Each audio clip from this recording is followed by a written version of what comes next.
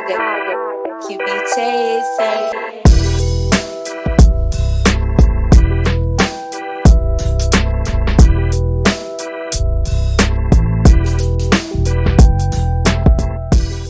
G'day, listeners. This episode is proudly brought to you by our major sponsor, Gym Journal. Please use the code MATTER, all capitals, at checkout, and you'll receive a discount on your next purchase. Please find the link in the description. G'day, listeners, and welcome back to another very special episode of the Matter Mentality Podcast, where we talk all things training, nutrition, and psychology to maximize your performance. Today, I am joined by another very, very special guest from 17,000 kilometers across the pond, Dr. Mike T. Nelson. We met, obviously, and linked up at another fantastic Coach Catalyst Summit. We seem to be making all the cool connections in America. We're starting to tap out the good Americans. We're meeting too many of them, and then there's obviously we've met the third deviation of good Americans, and it's just going to be all downhill from here. But it's a pleasure to have you on, my friend. Thank you for joining us. Yeah, thank you so much for having me here. Really appreciate it. Now I've had this conversation probably too, several times now on the podcast, but I think we've lucked out in because Cav is good at putting rooms together. We've met a lot of good Americans, and it's now at a point where the pool of good Americans can only be so big. So now it's got to get to a point where it's where are the ones that you don't want to meet, and we're probably going to start getting interaction with them next time we go over there. The next time you come back, it's just the dickheads tour.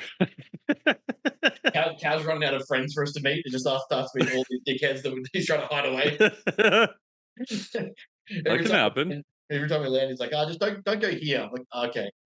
Okay, yeah. They tell you that after the fact, after you already went there. LA is great. We booked it. It's such a waste of time. Oh, so mad. Just that everyone I've spoken to is just like, how's the trip? How's this? And everyone was hyped to hear about LA. And I'm like, honestly, we did Hollywood and that whole North LA bit, and we could have been done there in probably 1.5 days and walked away, but we were there for 3. The only unfortunate side I'll give LA is that we didn't stay for the weekend, and there was a Dodgers and a Rams game on the same weekend we could have gone to, but we left. Oh, there you go. We left beforehand. So I'll give LA that. We didn't manage to get to see any sport, but what we did see should have been shunned away and never looked at. So, that's always good for Americans. LA is not the place to be that everyone thinks it is. No, I haven't been there for, probably 4 years now. So it just hasn't been high on my list. There were some cool places before, if you know where to go, but yeah. It's interesting to me. It always ends up interesting to me is how much, especially for you guys, you, Ali, Cav, there's a lot of travel that you guys do, not only interstate, but also just around the world. But there's even parts of your own country where it's just I haven't been there for 6-7 years. I haven't been there ever. Or I don't go. I just have no interest. Oh, totally. It's with how big you guys are, it's so different to Australia. You talk to Luke, he'll probably tell you. I doubt he's probably left the East Coast. He's probably gone up and down the East Coast in terms of some summits and seminars and teaching. But you guys, there is so many cities in between, in the middle, and the different desolate locations that you can be 50 years old and have never covered every part of America. Yeah, true. And I think the middle of Australia is just a black hole, isn't it? Yeah, we don't go there. Yeah, nobody goes there. Light doesn't even go there. I don't actually know if it exists. It's just a big hole in the middle, and we just walk around it. That's what I mean. It's just abyss. When we were there for Luke's wedding, we went 40 minutes towards the interior, I think, or an hour in towards the interior, and people were like, "Whoa, where are you going?" Don't get too close; it'll suck you in. Literally. Yeah. It gets to points where it's if you don't stock up on resources, there's literally signs will tell you, if you don't have water here, you'll die. All right. Yeah. Great. Woohoo. Make sure your air's have fire. If they pop, no one's coming to find you. All right. Yeah. Good times. That's always a good time. It's always a nice little difference between Australia and America. Our middle it kills you, yours is just more people. True. Very true. But mate, let's get into a lot here because there is a lot to cover. There's a variety of things we're going to get into, including heart rate variability, how that applies and affects metabolism, looking at the course that you put out, which is fantastic. And then also we want to get into some ways in which these areas um, impact things like composition effects, how it impacts composition training, how we can look at how we utilize substrate. So there's a lot of conversation here that your field of study, which is, I don't want to say unique, but it's very interesting. It is unique to a degree. Impacts things in a way in which people don't really consider. Now, a lot of people obviously just look at like, proteins for recovery and carbs for fuel, and then but we know that we can look at how we use fuels differently, meaning like, what's that threshold difference when we're looking at fats versus carbohydrates and the way we use them at different rates or thresholds. So there's some really cool conversation here that I want to get into, and we'll see how that kind of flows over the next hour. But give us a bit of a background, more introduction of yourself and kind of how we got here, and to what got you into heart rate variability study, because it is a very interesting, unique topic that I don't think a lot of people really grasp or understand.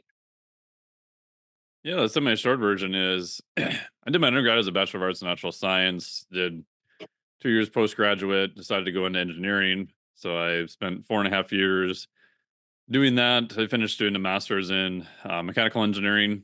I made a research looking at heat transfer in monkeys. So I did a simulated, let's take a big ass microwave and zap a bunch of monkeys. So Nice. that was my research. Got done with that and thought, I'm never going back to school. It was almost 7.5 years. Screw this. That lasted like a year and a half, and I enrolled in a PhD program in biomedical engineering. And as I was doing that, I got to the point where I only had like 2 classes left to finish the classwork portion. I didn't do any research yet, and I had to take a electrical engineering elective. And I remember sitting in there on the first day, going, "Oh, I'm going to learn about MRIs. That'd be kind of interesting. I can handle this." And the professor's writing stuff up on the board, and he goes, "Okay, we're now going to derive all the equations that are used in an MRI." And I went, "Oh shit, this isn't good." And at this point, I had a minor in mathematics, and he's writing stuff on the board that I don't even know what the hell this is. And so I'm in there with PhDs in physics and mathematics, and I poke the guy next to me who's just frantically writing everything down. I'm like, "Hey man, do you know what's going on?" He's like, "No," and he's just like, Shut feverishly up. like copying everything, and I'm going, "Oh, that guy's a PhD in physics, and he doesn't know what's going on." I'm like, "If I make it through this class, yeah, I'll probably finish the degree. I'll find a way to do research, etc." But I dropped out because I'm like, I don't want to do any more math. I'd spend most of my time reading exercise phys, going to conferences, doing all that stuff.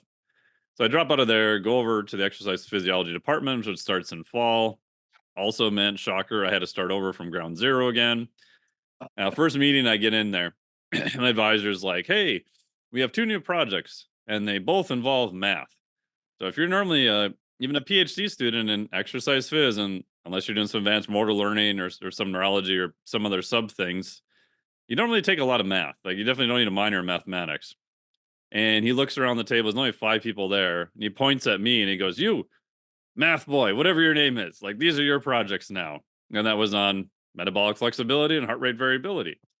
And at the time, I was like, "Oh, you got to be kidding me." I dropped out of something because I didn't want to do more math. I transferred to a new department, and literally the first day I get projects that are math. But Math boy. yeah, it turned out to be a good thing because the math, even though can be complicated in heart rate variability and some of the stuff we're doing with metabolic flexibility, really wasn't that bad compared to some of the friggin' Bessel equations and all the shit that I dropped out of. And it turned out to be pretty good because at the time I had heard of heart rate variability and I was kind of interested in it, but I hadn't done too much with it. I was playing with the omega wave system from a few people and was trying to track that down, but it was very crude Russian system. It was like $35,000, and I just didn't have the money to do it other than just to pester the ever living crap out of people who who had those systems. Yeah, so it worked out well, and then voila, 7.5 years later, published some research on metabolic flexibility and heart rate variability. That's crazy. The idea of like of such a drastic shift in field of study. Do you ever look back and think like, oh, if I stuck with engineering, or you like once you found it, like, nah, I've made the right choice. I think I now it's easy for me to say like I definitely made the right choice, but the hardest part about the change was it's the whole sunk cost fallacy thing, which Yeah. and you get past almost that point of no return where that class, I'm thinking, man, I literally only have 2 classes left to finish the classwork portion. But I was working for a medical technology company at the time in cardiovascular research, and the labs at the University of Minnesota were sponsored by a competing company. So for me to get in there and to do stuff, no matter what NDA I had, like they trying to find research because of what I was doing was extremely difficult. Mhm. And at that point, I kept thinking about, I should drop out. I should go do this or that. But you get, 4.5 years of almost full time into something. It's hard to just, pull the cord and start over again. The MRI class forced me to either decide of, okay, this is the point. Like if I somehow manage to pass this class, I don't know how, but if I do, Mhm. I'm definitely doing this track. I'm going to finish it. I'll find a way to do research, even if I have to quit my job, whatever. I'll figure it out. But at that point, I just decided to move. And the craziest thing is the main reason I did move is also because I didn't know what do I do with a PhD in exercise physiology. Like at the time, the only person I knew who had just started down that path was John Brardy, who ran Precision Nutrition. Like Mhm. it wasn't a thing to get an advanced degree and to go work in the public sector. It was like you're in academics, you're doing research, that's what they do. But for me, I was like, okay, so let's say fast forward, I get a PhD in exercise phys, and I have no idea what to do, and nobody wants to hire me. Oh, I could just keep working in the med tech industry now because I would have an advanced degree in, 2 different fields, a PhD and a master's. So I was like, oh, okay, I would not be unemployed with debt past my eyeballs living in a van down by the river. The So I smartest just move you've ever decided, I'm met. like, oh, okay. I gotta the backup to the backup, so I'll be okay. Yeah, like you said, I think that the sunk cost fallacy is always something that people have to weigh up. That how long can you do something before you decide like this is a decision I need to change now or move into something new? Yeah, and it's the weirdest thing to know that it's a thing, but also like, man, I've invested so much time and Yeah. effort into this, and I know I'm not going to get any credit when I transfer. It's like, ugh. Yeah. Yeah. I think when I started my psych degree, the entry requirement level, it was easier for me to do business psychology as a dual degree because it was like Mm, less units in total for psychology on itself, and then business as a degree. It was in math science basically. Like I still do like economics and economic subjects, but it was a lot. It was a, for lack of a better term, a lesser degree in total. So the entry sure, was low. I got into it, and it was like, what do I have to do to just do psychology? And I realized some of the stuff they were teaching in mathematics, I knew like I was going to work for myself, like the business plans and stuff like that. But the amount that I saw already that the business subjects were not behind, but they were just simply not at a position of like utility. Like I'm yeah, already running other people's businesses and doing that. I'm like I had more hands-on experience with that, and I was like, yeah, I'll spend a year or so now getting into these subjects, but realistically, the reason I did it was so I could get into psychology. So how do I get from my grade here to over to this subject and get the entry requirements to just cross over and get some credits? And it's like that weighing up the conversation of, well, I've already started, but do I actually want that thing long term? Is it going to provide fulfillment or what I'm trying to achieve? Or is it smarter to kind of take a step back, 2 steps backwards for another 5 steps forward? yeah. They're always hard decisions too. Because even when I started doing my PhD in exercise phys, like in the U.S., it's probably similar there. We have a thing where you have what they call PhD comps. So if you pass your compositions, then you're a PhD candidate. It's Mhm. usually right about as you're getting close to completing most of your classwork. You've started doing research. You're working in the lab, that type of thing. And I remember God doing that and thinking, "Oh shit, I've invested 4.5 years full time into this. 4 years. Like, what if I don't pass?" You Mhm. know? Mhm. And luckily I did. You have one retake, and of course I got the minimum score, to allow me to retake it. And I'm shitting myself for another 4 weeks, to retake it. Which later in hindsight, I'm sure they do that to all people just to fuck with you. You know what I mean? It's just part of one of the See how bad you formalities really want this.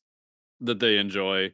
And then even doing research, like I had to publish 3 research studies to get done. And the short version is the third study I finished it, go to my advisor, and he's like, wait a minute, these standard deviations are way too high. Like we're doing flow meter dilation research. He's like, your skills at using this ultrasound suck. I'm like, I passed the gauge R and R. I passed the gauge R many times. I've done many practice. I'm like, I think we just got the outliers of the outliers just happened to roll into the lab. And he's like, well, we can't publish this. I'm like, you're shitting me. And so get farmed out to the epidemiologic department, another 2 years, work there. Long story short, get to publish the results. We found no results from the thing we're looking at. Go to, interim advisor who is the head of the project. And he's like, nope, we can't publish this. I'm looking at him and go, what do you mean we're not publishing this? Like, I'm in no control of what we find. He's like, well, it's a negative result. No one's interested in it. I'm like, well, I'm interested in it because this is my third study I need to get done. And I did the stuff to do the study. And he's like, nope, we're not publishing it. So then I had to go find another study. And by this point, I'm running out of time. And so I barely finished towards the end. It wasn't until 3 months before my final extension of extension of extension was done that my advisor on a third study that I had started said, "Oh, okay, yeah, I think you're probably okay now. You'll probably graduate in November." A full 11 days before I would have gotten nothing. Oh my god. So a little bit of stress, but talking about just deciding what you're gonna do. Because at some point I even had a conversation with my wife saying, okay, I'm gonna still finish this no matter what happens. If like, there's no possible way I can get this done, I'm still gonna be doing the revisions the night before. Mhm. And if I don't make it, is it okay if I go to another university and I fly back on weekends or figure, some part-time stuff out? Luckily, nothing didn't come to that, because I had already decided that, okay, this is something I want to do. Mhm. I just need to figure out a way to do it. And hopefully this path worked, which it did. But, back to your making that decision, you've crossed the point of no return. Mhm. Then you just have to figure it out at that point. Just a side tangent because one of the things that I found really interesting is inside the coaching space, and we've kind of talked about it before in person as well. Is the coaching community is getting really heavy on evidence and getting really Yes. heavy on research, which is fantastic. It's great that we're trying to use literature more as a basis or foundation for which we coach, which is cool. But what people don't seem to don't also understand is the way in which research is published. There's also things that don't get published. There's things like the top drawer effect, there's bias effects, there's publisher interest effects. Things that, as much as we want to think that science is unbiased and has no conflicts of interest, there are journal articles, there are research locations, there are facilities that, if a result isn't found, they might not want to publish the paper if it doesn't align with the belief of that. Let's say you're at a university renowned for heart rate variability, and the protocol they have been talking about should show this amazing result, and it doesn't. It might not get published because now they might lose funding. I'm not saying that's exactly what happened, but as an example, like we need to understand that sometimes what comes out in evidence or research isn't always an absolute fact or an absolute truth. It's just simply what was presented and the result that was found and whether it was significant or not. And that, like, it interests me when coaches get really heavy on like but the abstract and the conclusion said this, and I was like, yeah, but let's go into the body of this. Let's go into the conflicts here. Let's go into the interest here. What else was or was not released? And I think that's a massive you know limitation of the field of research in general, just studies that impact coaches. People don't understand that. It's very easy to go to PubMed or Google Scholar nowadays, but until you're in like the university setting, and then those universities are renowned for some field of study, you don't know what it's like to get research published or be in a publishing situation and then be told, oh, that doesn't align with what we actually want to see, so it's not going up. Or, yeah, you got a result, but we're not going to publish it. Or, your doctorate's been accepted, but that paper might not make it to an article for another 10 years, or it might go missing. And it's just an interesting thing to me when people talk about the absolutes of studies. And then it's like, well, what didn't get published? Yeah, the two biggest takeaways I think from that are, I mean, crap, I have 3 full studies on humans that have never been published and probably never will be. It's like, okay, like and it wasn't because the research was bad or anything like that. It was literally, even one of the HRV studies I did, we just compared basically RR intervals. We ran it through 2 different types of algorithms, and we did a simple study to see, hey, do these things agree? All the research says they should agree, but no one bothered to look at it. Like Mhm. even now, no one has looked at something like that. So I thought, oh, this is a no-brainer. This will get published. No, I gave up after 11 different versions of it to 11 different journals, and it barely ever made it past the editors because if it was published, it's almost like a black eye to the industry of, oops, how we've been doing stuff for decades and we never did this basic step. So we'll just keep saying it's probably equivocal. And it was, largely equivocal, but there's no study I can point to that did Mhm. that.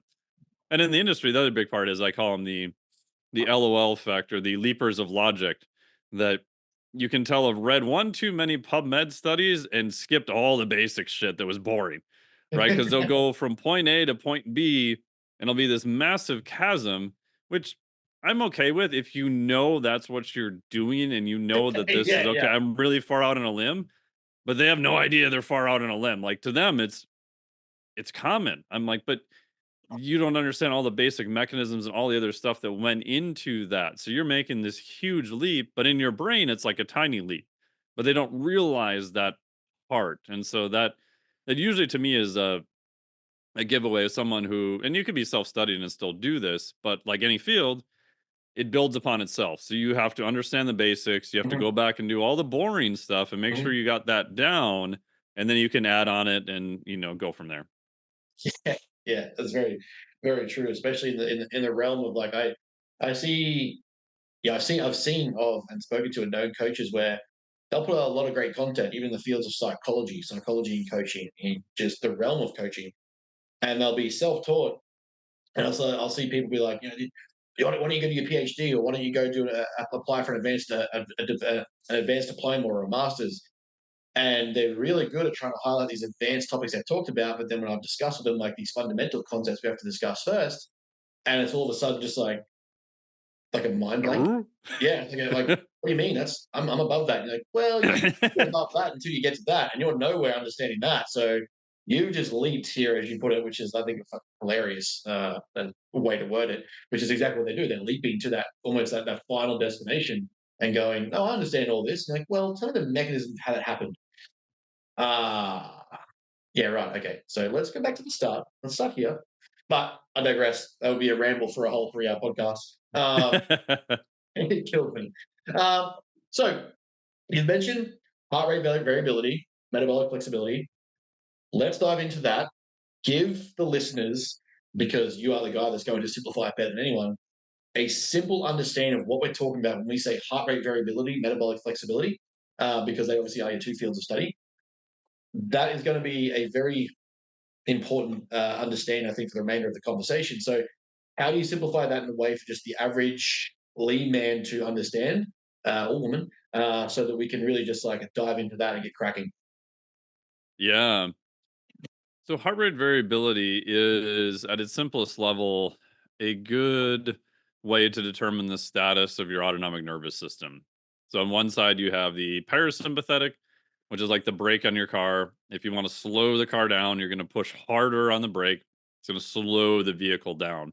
You're going to reduce stress on the vehicle. This is the rest and digest sort of branch of the nervous system. You also have the sympathetic side, which is the stress side.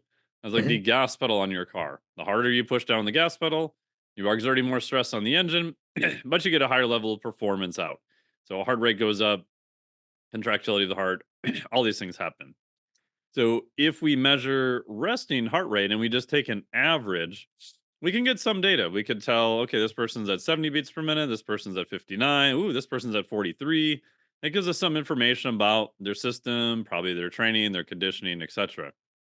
Now, instead of just doing an average, if we take those beats and we do something called a variability analysis, we get another layer down of information. So Mhm. most people think that if you're just chilling out at rest, they think your heart rate is like a metronome. Ooh, you're 70.1 beats a minute. Ooh, 70.0, 70.2. That it's this metronome like effect.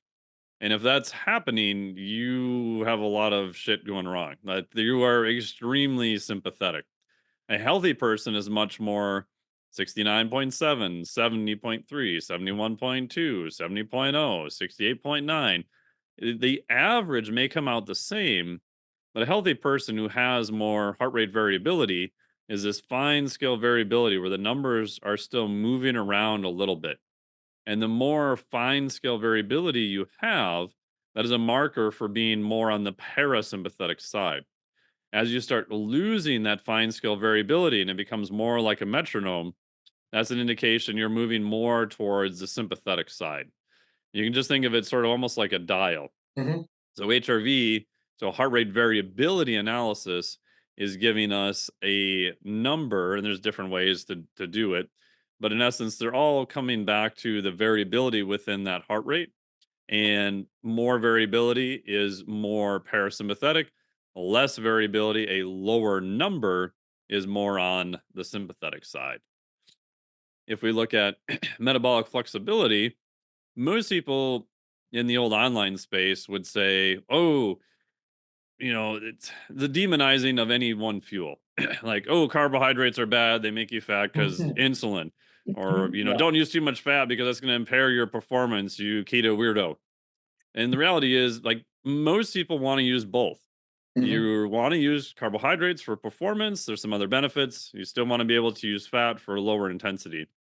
So metabolic flexibility is saying, okay, how can we, one, use carbohydrates to the highest degree, to also use fat to the highest degree, Hmm. and three, how do we switch back and forth to use the right fuel at the right time? So it's not saying that carbohydrates are always good or carbohydrates are always bad. It's respecting the fact that the context, i.e., what are you doing at Hmm. that point? What do you want to do in a healthy individual? That is something that is more metabolically flexible. And that's actually how your metabolism in healthy people work.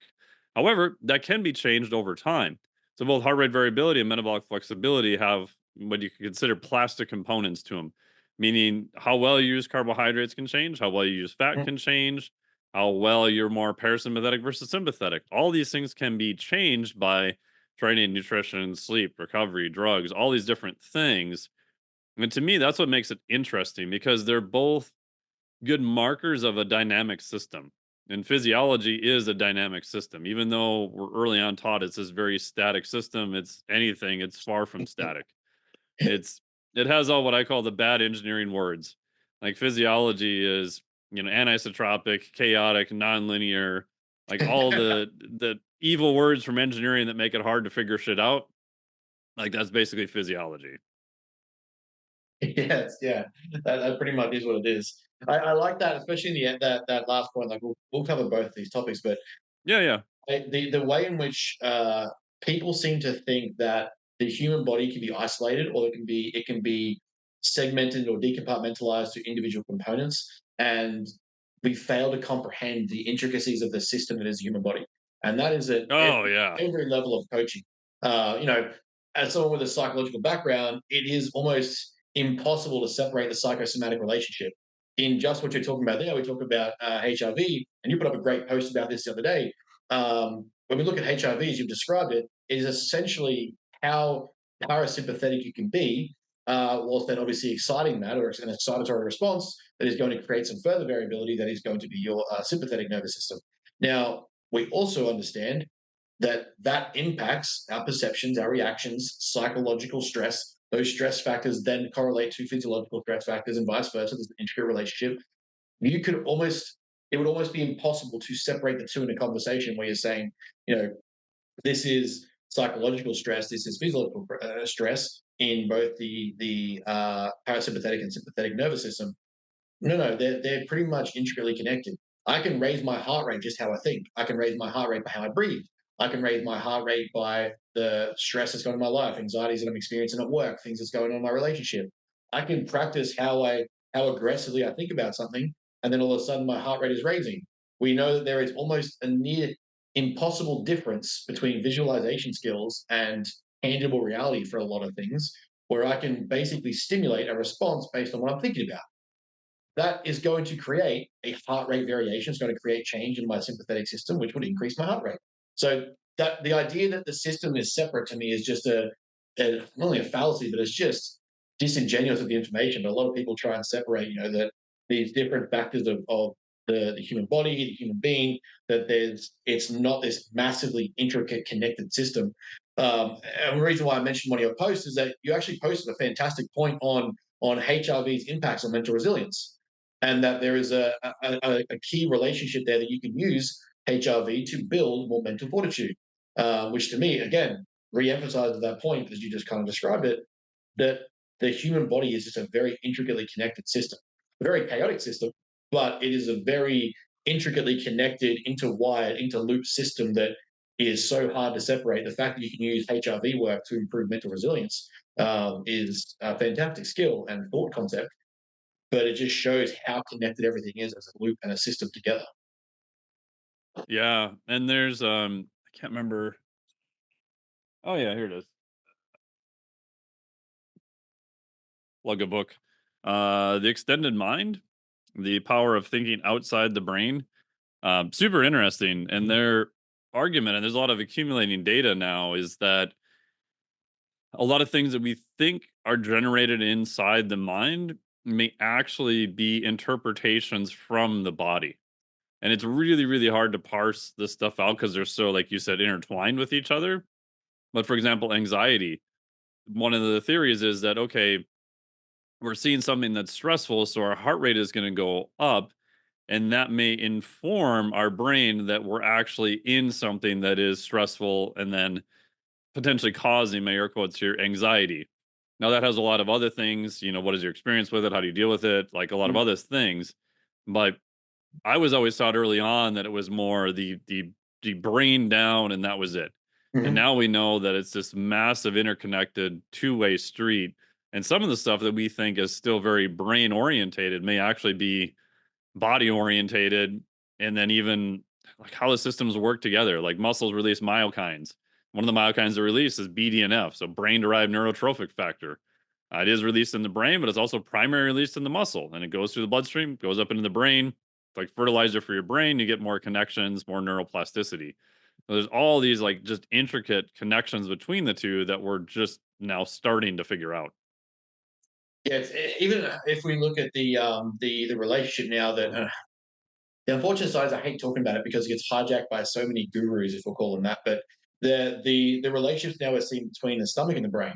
There is so Yep. much on now in the nervous system. Like people don't realize how much the brain actually extends and what the nervous system, where the nervous system reaches. And the fact that it's so implicated into the stomach that we're seeing or potentially starting to see the relationship between what we consume, what we eat, is starting to impact potentially how we think, how we respond, what the brain does, what our mind does. So we're getting to this point now where what used to be a top-down process is starting to be, oh, hang on, this is an all-inclusive top-down, bottom-up intricate relationship that can't really be dissected that way. Like, yes, we have to obviously you have to isolate variables and find the independent factors contributing to the result, but to some degrees, you you as a neuroscientist can isolate part of the brain, oh, this thing occurred, but then also someone in physiology is going, okay, but in the stomach this occurred, and the same outcome kind of was achieved. So we're seeing these not dichotomous, this duality of relationship now, where it's almost hard to separate and realize just how intertwined it is. And we can, as coaches, like we just sort of talked about there with that post you put up, we can start to interconnect these systems. I teach a lot of my clients these psychological factors that help produce or reduce things like stress attention. Why do we do that? Because we know that if a person spends a heightened state of chronic stress, there's going to be an increase in cortisol, going to be a decrease in metabolic functionality, less recoverability, a likelihood of increased sleep disruption. And that in and itself is going to impact substrate utilization, how we break down macronutrients, how we utilize macronutrients, recoverability systems, all these things that just come from them being stressed and not having the tools to deal with it. So the big question I want to get to is just around literally that post. How do you use HRV or perceive HRV in a way where it builds mental resilience? Because that resilience means, okay, they're going to have a greater. My perception of resilience is you're using HRV to teach clients physiologically to have a better ability to cope and deal with stress before a stress response occurs. Yeah, there's two ways to look at it. So most of the time we mention stress and your body's response to it, the first thing people think about is, oh, reduce the stressors. Like, oh, Yeah. just calm them all down. And for some people who have a very limited capacity to recover, that's definitely a cool approach. There's definitely a time and a place for that. But I think people are just starting to come around to the fact that, okay, that can definitely be helpful. However, my bias is to do both. Like, so Mhm, reduce that down to a known level, but then let's do these things to build up the resilience, to make the body more anti fragile, includes the mhm. brain, includes the body, so that you want the ability to handle more stress. And I Yes. think that is a underutilized area because you can't always control what stressors are coming at you. Like Mhm. life in general can be stressful. Like there's some shit that's coming after you at some point. I guarantee it. When? I don't know, but I guarantee it's coming. Like that to everyone. So building up the things you can be more resilient to, that when you encounter those stressful Mhm. situations, you will be in a better position to handle them. And I like the term more anti-fragile. Resilience is a good word too. Mhm. Anti-fragile is Nassim Taleb, and the concept there is if I have a ceramic bowl, I drop it on my floor, it's going to break. It's very brittle. If I have a Tupperware bowl, it's Mhm. much more resilient. I can drop it, it's going to bounce around, and it's probably going to be fine. Cool. However, the bowl itself isn't going to get better from the implied stress. If anything, Mhm. it's going to get just maybe a little bit worse. But physiologic systems, when we stress them and we do it in the correct manner without going too far and too soon, they actually get better from that stress. So Mhm. if you want to get better biceps, you do go to the gym, you start Yes. doing, bicep curls. If we look at your muscle, like, hey, it got a little bit bigger over time. So they are what they call anti-fragile, meaning when they're exposed to stressors, they actually become more resilient and more robust and a little bit better Mhm. because of that exposure to that stressor in a controlled fashion, which to me is amazing because that means that a lot of that is under your own control. That Yes. by choosing to expose yourself to controlled stressors in different areas in different ways, then you can actually become much more resilient and much more anti fragile to handle more things and more stressors that will definitely be coming at you. Yeah. So a way in which like an example, I guess, to try and break this down and perceive it in a way that I utilize it is I know through all of a lot of the literature and research that if we expose a client to an aggressive deficit or too extreme of a deficit too soon or too fast, the likelihood is they don't have the psychological and physiological coping skills to handle that deficit without a springboard back, if not propelling past the original baseline or starting point that would likely lead to further fat gain after the diet's finished, if they finish it at all. We also see when you look at something like the Minnesota starvation experiment, the input of people into such an extreme, they forced themselves basically got to a point of like such psychological break that they had to end the study through ethical reasons because of how significantly hungry they got, the environments they put them in, and the responses the participants were having to food consumption. Basically, it was just greens of food, food focus. How quickly can I get out of here to have food? I believe some of the participants broke out and consumed more food. Like They the broke out and went into a convenience store that's and right, tried to McDonald's. eat raw That's right. rutabagas. Like, how hungry and crazy do Yeah, you have to get to break into a store to try to eat a raw I mean, that's like, oh, I yeah, read that and I was like, holy shit. yeah. And I'm pretty sure they were hospitalized because of the amount of distended damage they started doing with how much they tried to eat. There was like a force level of Yeah. consumption where they were like, it was beyond the point of like, there was no satiety. It was just mental fuckery to just consume food and try and survive. And Yeah. like, as coaches, to kind of put that into perspective, it's when we see clients go, yeah, I'm going to join up this 6 week challenge or this 12-week challenge. And the challenge is literally just bottoming out your food, increasing cardio, gym 6 days a week, and do a bunch of HIIT classes. The person does not have the mental resilience or the stress capabilities to handle that new exposure because we haven't built them up to develop that callus yet in their mind or their body to handle what's going on. So one of the things that we try to do is before I get someone into a prep, I know we kind of spoke about some of these topics in America, the way that I try before I get someone ready for a prep is I expose them to different magnitudes of surplus and deficit because I want to know, are you able to handle being slightly softer and be uncomfortable with, not having the six pack as much as you used to, but also, that you want to put on some tissue. So can you handle that duration for the delayed gratification? But then also, I know that deficits and preps get very, very hungry. Can you be that hungry? Can you be exposed to that level of experience and then come out of it still in a healthy fashion? Meaning you haven't lost your relationship, you haven't lost your job, you haven't turned to a bunch of unhealthy factors to compensate and cope as a strategy with the hunger that's going on. Okay, so you can handle that level. Well, next time we're going to go a slightly bigger surplus, try to put on a little bit more size, a bit more tissue, and then we'll probably try a slightly greater deficit. So in those experiences, we're graduating that exposure, which is where, if we look at it, a similar process in clinical psychology is looking at exposure therapy for treatment.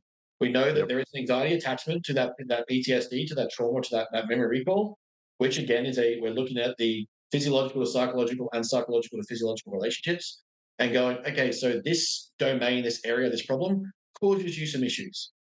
Well, can we gradually expose you to that incident or that situation to have you readapt or adjust to that stress and get less of a reaction? Because that's really what's happening, as you kind of said. If we were to put heart rate monitoring onto people that go into anxious situations because of prior experience, the likelihood is a fear response is going to be triggered because they have memory recall. And from that, the body's going to shoot up and go, hey, holy shit, last time we were here, this happened. Now all of a sudden my heart rate's elevated. My mind is purely focused on the catastrophization of the situation and what could go wrong. I don't have the tools to handle this. How do I get through this without bringing up the fight or flight response, which is your sympathetic system? So that gradual exposure allows them to recognize that I'm actually pretty safe here. This isn't going to happen again. That was a one-off mistake or situation. Oh, the parasympathetic comes back. That'd be a fair, pretty I guess like interpretation of the way you've kind of described using HRV for that stress adaptation. Yeah, because with HRV, we can look and have a qualitative number, or sort of, I think of it as the cost of everything you're doing on the system. Mhm. Especially for online training, it's very difficult to figure that out without a lot of trial and error. If you're working in person, like, I do some in person work here, not a lot. It's mostly one off, kind of hands on type stuff. But, I'll kind of peek through my blinds and watch someone get out of their car. I'll watch how they're moving, their vocal tone, how they walk in. You have a lot of cues you can use, their warm up sets, how they're moving, things they talk about. Where online, you just have kind of data and what they report to you. So I Mhm. find having that marker of, okay, this is a really reliable number of the status of your autonomic nervous system. We can then kind of titrate things and play with it. We can say, hey, if we really, put you in more of an aggressive deficit, is at some point does your HRV just go down and then like right off a cliff and you get really stressed? You may be able to handle that, maybe even psychologically, you can handle it for a while, but how much, it's like redlining your car. Mhm. Okay, it can handle it for a little while, but, do I want to do this every day? Right. And again, that's where I think coaching still comes in, because one of the criticism is, well, you're just out farming your HRV to do all your coaching. It's like, no, we're using that as a marker of the cost of everything that's going on. And Mhm. if I see that starting to get in the red a little bit too much, we know we have to make some changes. Or even vice versa. If it's an off season and I never see their HRV hardly go down, they never get really sympathetic. Like, shit, it's time to eat more and let's train harder. Like, let's start, cranking up the dial because we've got the bandwidth in order to do it. So in order to, I guess, improve, adapt, or expose someone to more heart rate variability, what are some methods or strategies that you implement? Are you talking we're doing different ranges of heart rate through cardio, different exposures of training endurances? How do you physiologically get someone to adapt to or change that variability and get better? Yeah. So if someone wants to chronically elevate their heart rate variability score, meaning they want to be more in a parasympathetic state. So number one, like 95% of the time, just do one heart rate variability measurement. If you take it during your sleep, that's fine. I still use a commanded measurement using iThlete first thing in the morning, but you want to be very, very repetitive. Do it under the same conditions. Mhm. Most of the time, if you're doing a commanded measurement, they'll even pace your breathing. So everything is the same. So that way, if things change, we know what's actually changed. So assuming you're doing that, assuming that's accurate, and you're like, man, my HRV kind of sucks moose balls. Like, what do I do to get this thing higher? It's like chronically horrible all the time. The two things I look at again were, well, what are your current stressors? Like if you're sleeping 4 hours a night, like your relationships are horrible, you're trying to train 2 hours a day and you drink 8 liters of coffee a day and 4 monsters before you go to bed. Yeah, okay, Health. let's try to remove some of these stressors. So I equate it to, if you have a bucket and the amount of HRV, the parasympathetic tone is how much water you can put in a bucket, or say Yes, like, bucket. this Yeah, I like that. can. Okay, cool. Most people have just massive holes in their bucket. Mhm, So, like, bro, like, let's try to get 2 more hours of sleep. Let's cut back on the caffeine. Let's do all these things that people know about, right? mhm, That will definitely help you. Now, at some point, if you start fixing all the leaks in your bucket, you just may have too small of a bucket. So, what do mhm, we do to make the bucket bigger so it can hold more water?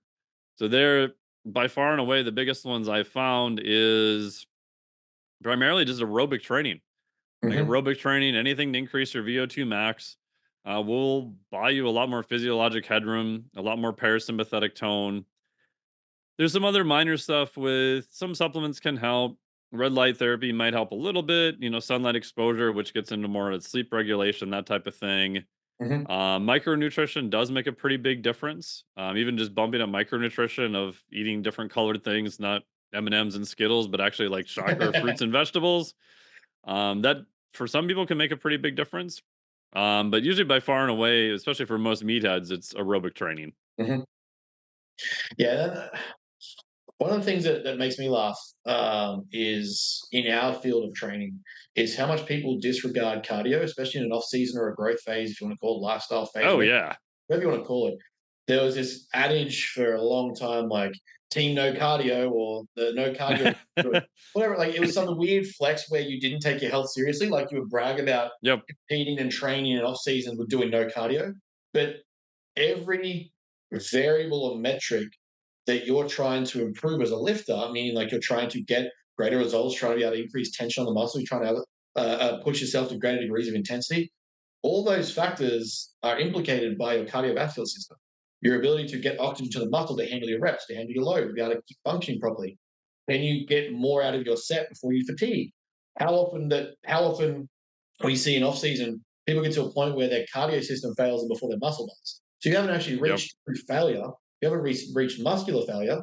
You've reached almost oxygenated failure. You've reached a level of aerobic failure that you don't have the capacity to go to this rep range or this I guess length of your training session, which is going to impact your ability to grow tissue. Because if you can't train there, if you can't go there and you can't get that next set out, the next rep, there's a large component that's going to impact your ability to generate load and tension on the muscle, which is then going to impact your growth capacity and what results you're going to get in your off season. So pair that with just the health implications that come with exogenous testosterone and androgens that increase blood pressure, and you don't have the capacity to improve your aerobic system. It's a weird flex to me where we're actively bragging about not taking our cardiovascular system seriously. Yeah, I went through that whole phase too. And as much as being a meathead, it actually pains me to say that people should do more cardio, because I still don't like doing cardio. But I realized probably about 8 years ago, it makes a huge difference. Because for a while, I'll try out crazy stuff. And so when I was doing more just novice strongman, I thought, okay, I just need to eat a lot more, get a lot bigger. Cool. It's probably even longer ago than that. And I'm like, yeah, maybe that cardio is interfering with all my strength stuff. So I just stopped doing all cardio for 6 months. And I remember I was still working at the med tech job at a while. So this is probably quite a while ago. I remember walking up the second flight of stairs, just carrying a cooler and a backpack, and hitting the second flight of stairs and being profoundly out of breath, Mhm. thinking, what the hell am I doing? This is stupid. This is like not much work at all, and of course, a lot of my rep ranges were, much on the lower side. And so I went back and looked at all my numbers and went, I didn't really get any significantly stronger. I actually got worse, and I'm like, oh, okay. So at that point, I was like, I'm never going to be that much out of shape again. Like it may Yeah. oscillate, but I'm never getting back down to that lower level. And what I've realized is over the years, as you kind of take it up to next level, next level, next level, each time I do that, I'm like, okay, yeah, I definitely want to go back down from this level, right? You Yeah. don't realize how much better and easier your life is when you're Mhm. just more aerobically fit. Now, again, you don't need to have a freaking VO2 max of, 72 milliliters per kg per minute. You don't need to be like an endurance athlete, but each person will definitely find that there is a level that they feel better at, and Mhm. it's usually much higher than what they think it is, and you won't know it until you get there and feel what that feels like. Yeah, the difference I feel when I go through, so I'm 23 kilos above my last stage weight, for 32. Okay. The difference that has when I go through a growth and cut phase, because I'll keep, like, it's a bare minimum for my clients, especially ones that I know are using supplementation. Yeah, Yeah. I will ensure that there is at least a 3-day period in their week that has to contain 20 to 30 minutes of a blood pressure, or sorry, a BPM range, 120 to 130, where I'm just like, I just need you to cruise here at that sort of phase two, just to try and improve and utilize some health factors and keep your blood pressure in check, keep your health in check, and then drive the fuck out of your intensity whilst you train.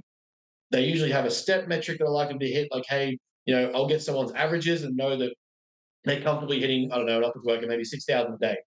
We're going to push that up to 2,000. So I am forcing you out of that aerobic, the comfortability range, and it will force you to have to go to that extra length to get some more health in, get some more cardio in. Because I know, obviously, the closer to 10,000 you can get, there is some pretty good trade offs.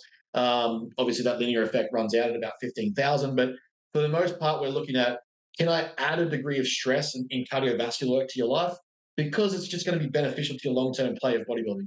We know the effects that come with increasing muscle mass on your heart rate and your heart functionality.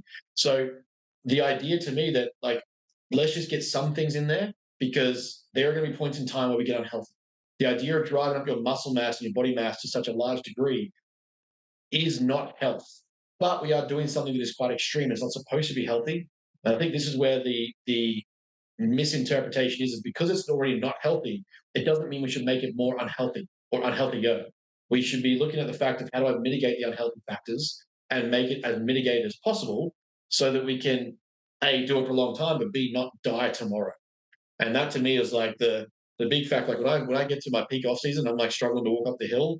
Like, great, like, to a degree, it's a pretty gradient hill where it's like a longer steep walk as opposed to straight up. I'll get to the top, and I'm like, okay, that's where we're at. So my cardio Yeah. has to go back up. Now it has to increase. All right, let's make sure we keep doing that. And let's be fucking real. 20 minutes, 3 to 4 times a week. If you're doing three, like adding a fourth, I guarantee the amount you talk at the gym, you can fit 20 minutes on a bike. Yeah. Yeah, it's to see a significant, because it's like anything else. If you are more untrained, you don't need a lot of stimulus. Like if you can barely, curl a soup can with your right bicep, you don't need a lot of stimulus to do curls. Like you can get by with not a lot and see a pretty big benefit. Mm-hmm. And we see this in cardiovascular training. Just going from horrible to poor is a huge benefit. Like poor to good, another big benefit. And it does, sort of flatten out, but it doesn't almost entirely flatten out either. There's still these little bit of increases that you can see. So for someone who's really, out of cardiovascular shape, they don't probably need a lot of work. And if they're a very large mammal, like walking can be significantly cardiovascular for them, depending upon their heart rate. For Mm-hmm. most people, it's not, but for some people, it definitely can be, and that may be enough to get them started. It's like all things. People want the perfect plan and the perfect routine. It just doesn't exist. Just start somewhere. We'll iterate from there. Everyone's gonna have a different response, but Mm-hmm. if your team no cardio, I can guarantee you doing any cardio is gonna be beneficial. Waking up at this point is probably a struggle. Yeah. Get a heart Yeah, rate of and like it's funny, like when you a bit. talk to the people, like how much they've normalized it Mm-hmm. is is crazy. So I'll do a lot of just testing of, we may not do a whole VO2 max test, but if they let me, yeah, I'll stick them on a concept 2 rower and you're like, yep, go do a 2K. You'll hate me for the rest of your life. And then I can show you how bad your number is. And then you're so competitive, you'll probably want to make it better.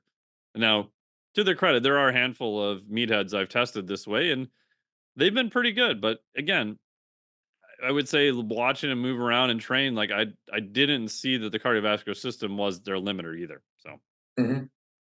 Yeah, I mean, it's just an interesting concept, I think, to understand the importance that, I don't know where it started or how it originated. This idea of flexing that cardio is a bad thing in bodybuilding, or like in any sort of like resistance based sport or performance, just to me was mind blowing.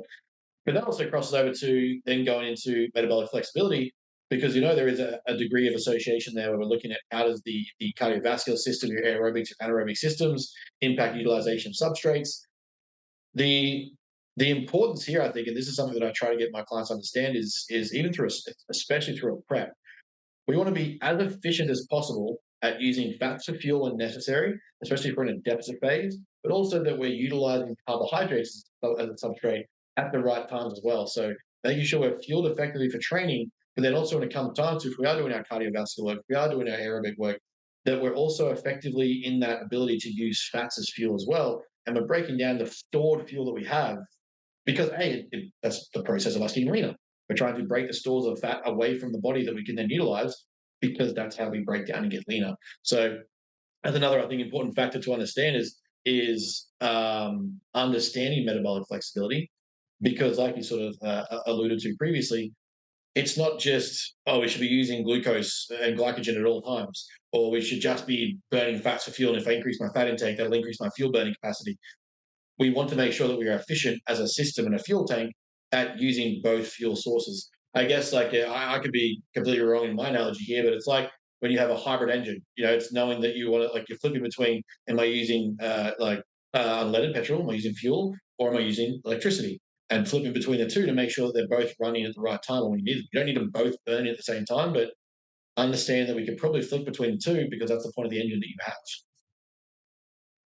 Yeah, because for a physique athlete, at the end of the day, you have to pull calories out of the system, obviously, right? Calories matter. Thermodynamics laws haven't been broken yet, so that's a given. I'm just throwing that out there because Unless you're otherwise Michael someone will Burry, email me and be like, "You didn't say calories matter. That's all that matters." It's like, yeah, no, we get it. We get it. We're going a little beyond that, so just chill right? out there.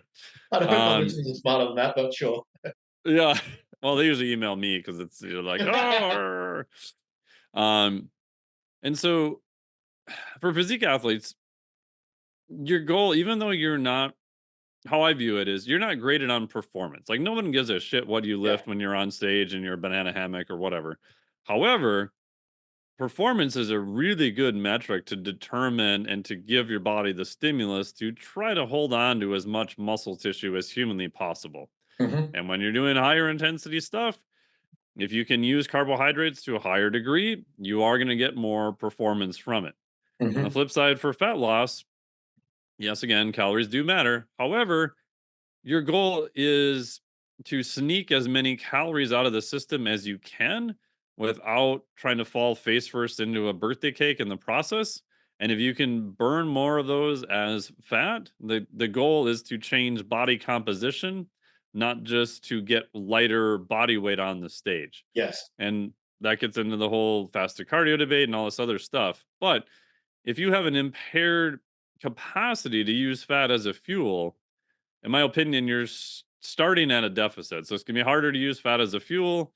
Hmm. And if you think about your body as running on a survival based, if it starts seeing that muscle glycogen and liver glycogen are going down, maybe blood glucose goes a little bit lower, if it doesn't have an alternative source like the hybrid to use for these low to moderate intensity exercises, it is not going to, it's going to try to prevent you from crashing your own blood glucose, right?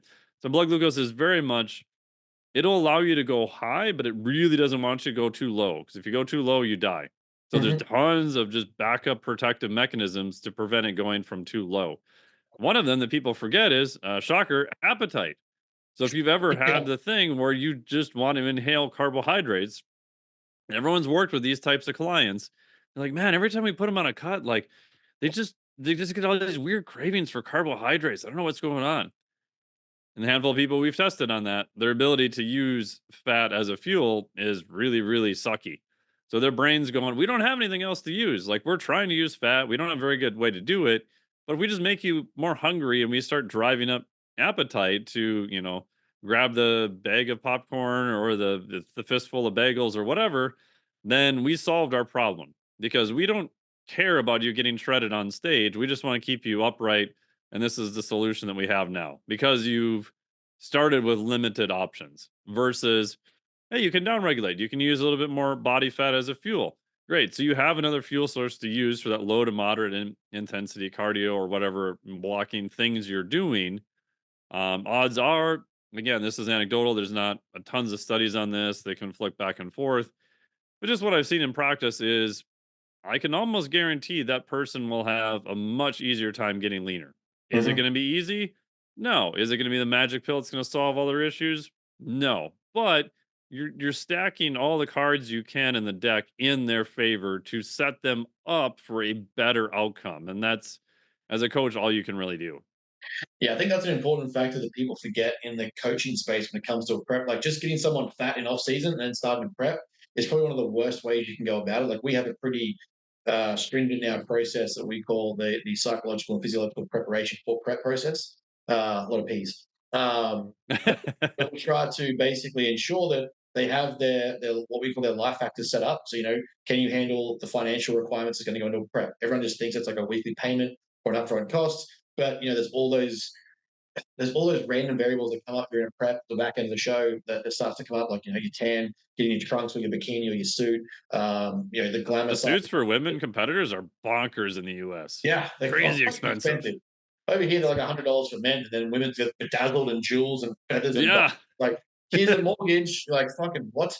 Um, Yeah. and but then we also look at like, do you have what is your training, your training capacity? Do you have like a quality training literacy, meaning you know how to train, how to push yourself to different radiuses, how to get into different heart rates. You have history of that. Nutritional literacy, you know how to track, you understand nutrition, micronutrients, all these things that we start to screen you for because you're trying to get or ensure that if they're not ready for that, we can work in those areas to have you set up. Because if you start a prep too early, you can't control the outcome in terms of the win. And this is for most things in any performance sport, regardless of bodybuilding. You can't always control the win. All you can really do is control how you lead up to the day, lead up to the event, how you train, how you perform, how you're ticking your weekly processes, your daily processes, and give yourself the best chance of lining your ducks up in a row and then knock them over. And if you're starting with 0 ducks in a row, it takes a lot more work for you to get them up and then try and knock them over versus, another client who spent 12 months, nearly 2 years, lining those ducks up in a row, getting every single one in place. So that by the time they start prep, it's just simply knocking them over. And it just becomes a rinse and repeat. And part of that is having that metabolic flexibility that when it's time to use fats for fuels, your body is able to turn to it. When it's training, and this is why, especially on the back end where I have clients get really low in calories, I will tell them on 30 to 40% of your day's total carbohydrates or your pre-made meals. So whether I give them macros or a meal plan, I want 30 to 40% of your day's carbohydrates pre and post window training. Why? Because I want to ensure that you are fed and recovered from that session. I want to make sure that you're performing at a high level, the best that we have available to us with some fuel. And the rest of the day, we should be realistically in a state where the body is just changed through fats as our primary fuel source to operate. We're not trying to keep you full. We're not trying to alleviate hunger because at that point in prep, you can't do it. But if we've done this right, the food now is designed in a way where it's to maximize your performance, to retain muscle tissue, and then obviously try and drive in the best capacity afterwards fat loss from fat stores. That would be, I guess, a fair reflection of how you're kind of establishing, discussing that metabolic flexibility in the way the body's churning through those systems at the right times. Yeah, I agree because and I get interesting emails about people that are like, "Oh, bro, you haven't read the research on nutrient timing. What are you saying?" And I'm like, "Well, yeah, nutrient timing in terms of positioning of carbohydrates and even protein sometimes pre and post training.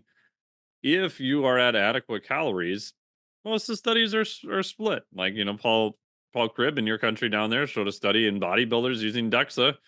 They showed a pretty big difference to protein, timing and carbohydrate timing. And I asked him in person once, I said, hey man, like, read your study years ago, like you saw some pretty good effects, but a lot of the literature doesn't necessarily match that. Like, what do you think's going on? And he's like, I don't know, man.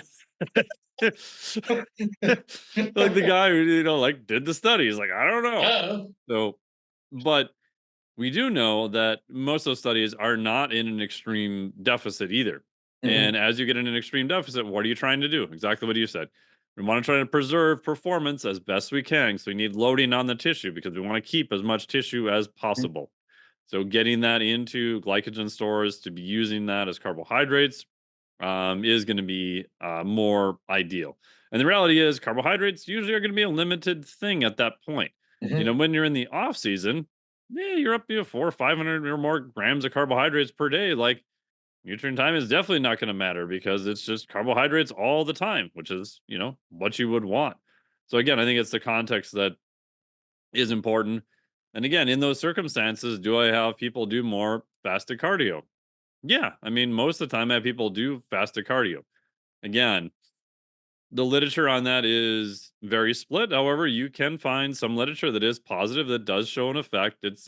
I love Brad Schoenfeld. He's a good buddy. I love all the work he's done. But shocker, his wasn't the only study on fasted cardio. Just Hmm. FYI, a 6-week study without a metabolic card either, which I've talked to him about it in person. I'm not saying anything bad about him.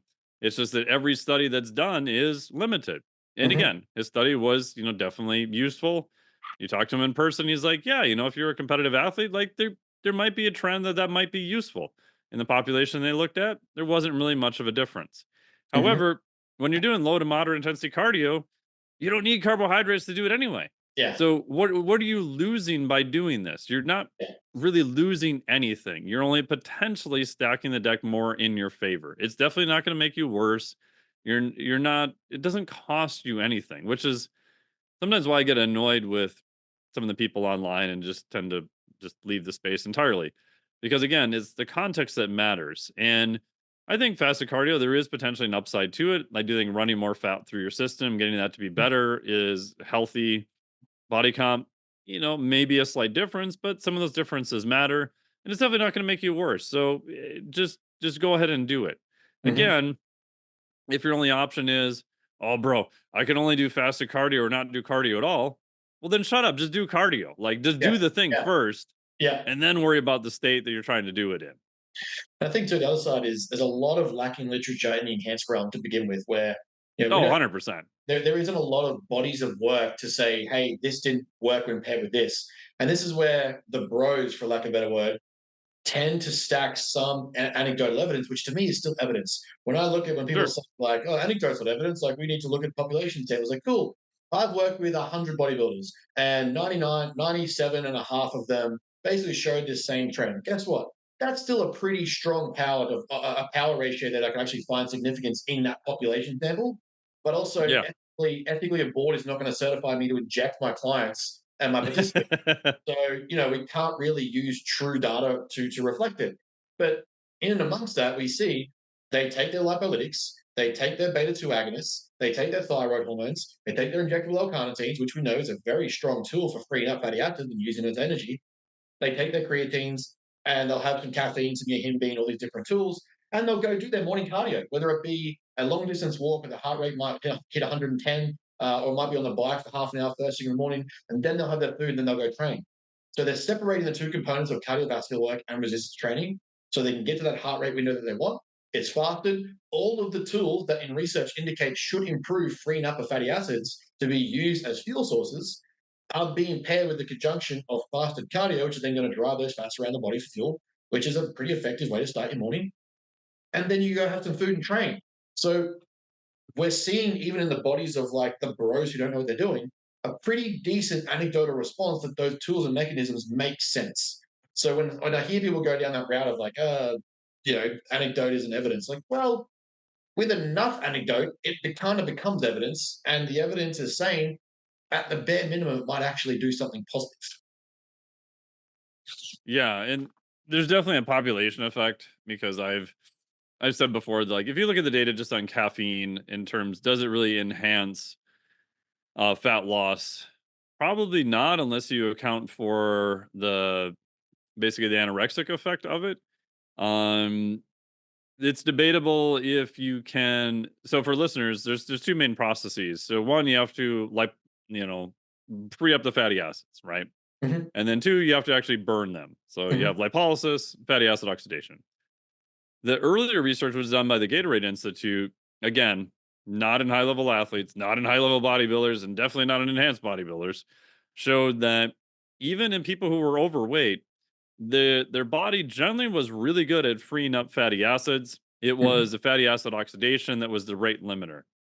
We don't know in athletes if that still stays true or not. The bros would cite that, well, we have the Randall effect, we have mass action effect, that we can just shove more fatty acids like through the system and have them appear in the bloodstream. We should be able to use them more. There's even studies called the Randall effect revisited, where they counteract that and said, no, it doesn't really matter. It doesn't work that way.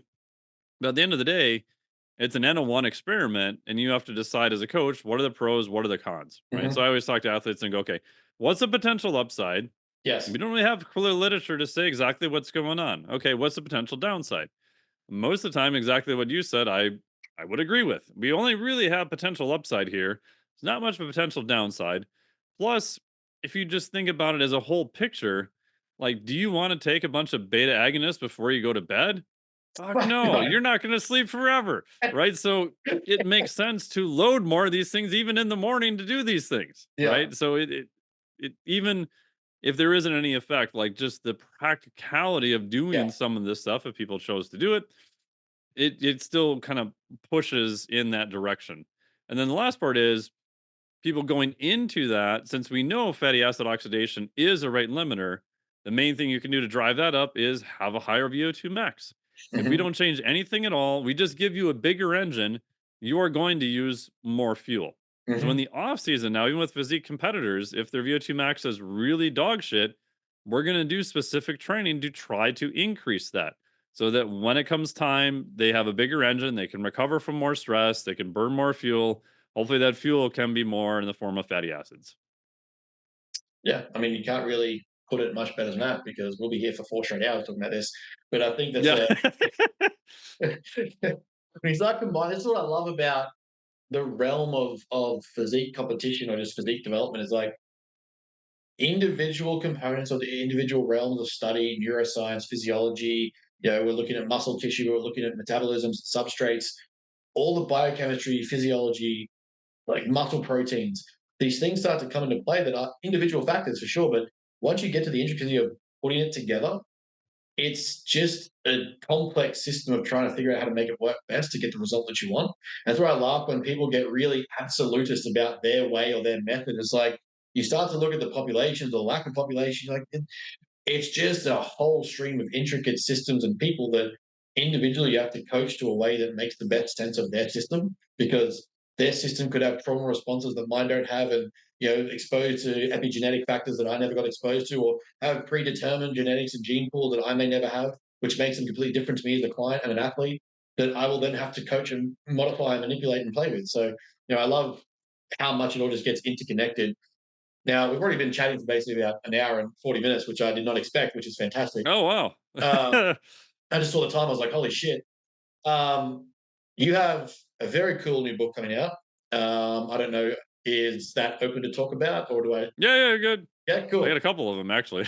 So fantastic. There we go. Don't write multiple books in a year. That's stupid. Why not? We've got the course that I want you to quickly rip into. And then I want to know anything else coming up that people can find you on before we ask you some final questions. So throw those in there because I want people to find you as much as possible. More people need to understand this, especially in our realm. So drop it all. Thank you.